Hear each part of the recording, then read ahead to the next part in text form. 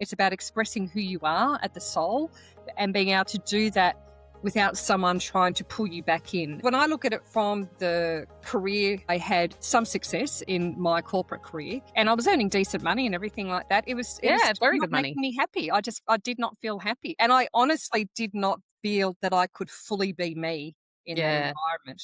I felt that I had to be like components of me I could let out, but not Yeah. couldn't show the real me. I had to wear a Very, mask. very As buttoned down, the Yeah, corporate world, and you've got to be very, you've got to respect that hierarchy. There's that big yeah, hierarchy here in Australia, like it's really there there, and is.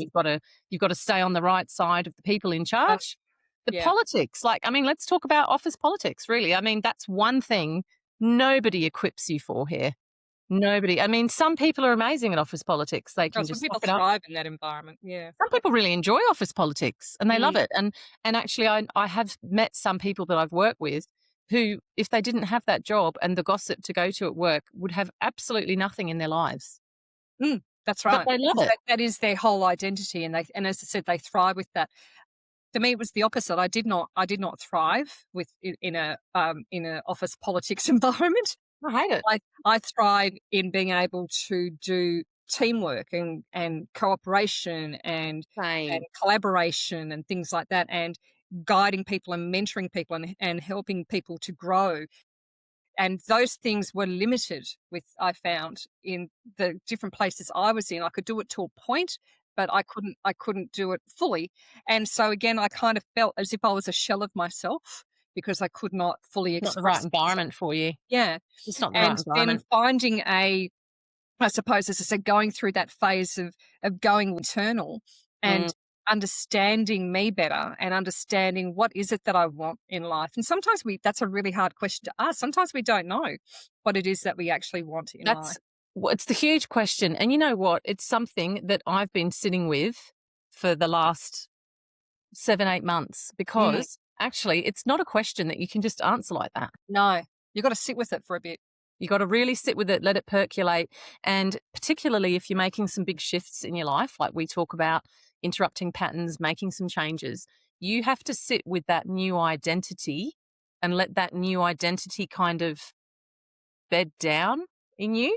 You know what I mean? Like I'm changing my identity at the moment. I've always been fat. I'm moving on to being lean, loving it. I'm prioritizing health as my thing now.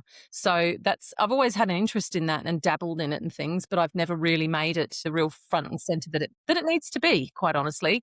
Because let's be honest, there's no magic bullet. Sorry, there's no magic bullet. I hate to break it to everyone. Yeah, there's not.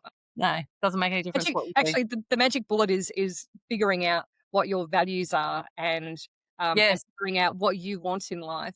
That's the magic bullet. And once you rebuild that relationship with yourself and really Yeah. get to know yourself again, Yeah. then everything externally starts to change. Well, your non-negotiables Yeah. start to crystallize and clarify for you. Yeah. Well, you Mm. become clear on what you're willing to put up with and what you're not. So the boundaries come into it. You understand what you value as Yep. well. Yep. And you also know what you bring to the table. And there's In, so in many people around that just don't know that. No, they They've got don't. no clue. And they're They don't. terrified to have that conversation with themselves because I've had these and this is why I shit people. I've had these conversations with people at work and I go, "Why do you put up with that?" They're like, "What?" I'm like, "Why would you put up with that stuff? Or you've been here so many years, you must love this job." "No, I don't actually. I hate it." "So why are you here then?" "Oh, well, I thought you'd just tough it out until retirement because the pay's good." Yeah. Why do you not think that you could make a change? And people look at you as if to go, "Oh, the audacity of you to think that you could change your life. How dare you? You mustn't live in the real world. You're so arrogant. Gosh, your confidence is off the charts. Where do you get that from? I think you live in a dreamland." I feel sorry for people like that because Yes. they're the ones that are holding themselves back. And I honestly believe that we are here to fully express ourselves because you've got unique qualities that no Yeah, one present the way that you do. that's Yeah. right. And it's like, and that is what you're here to express and to show. And that's whether it's in a relationship, whether it's in a job, whether it's actually in your health and fitness. If you can just be your authentic self, how would you feel within your life? Yeah, a lot of people I see don't change, deliberately don't break out of their boxes because they don't want to upset the people around them. I think it goes back to that thing about not wanting to change or scared of change. Because if I start doing this, what will these people think of me? In fact, you'll actually find more people looking at you being inspired by Yeah, what you'll you've find done. your actual people. You'll get the people that actually they'll be drawn to you.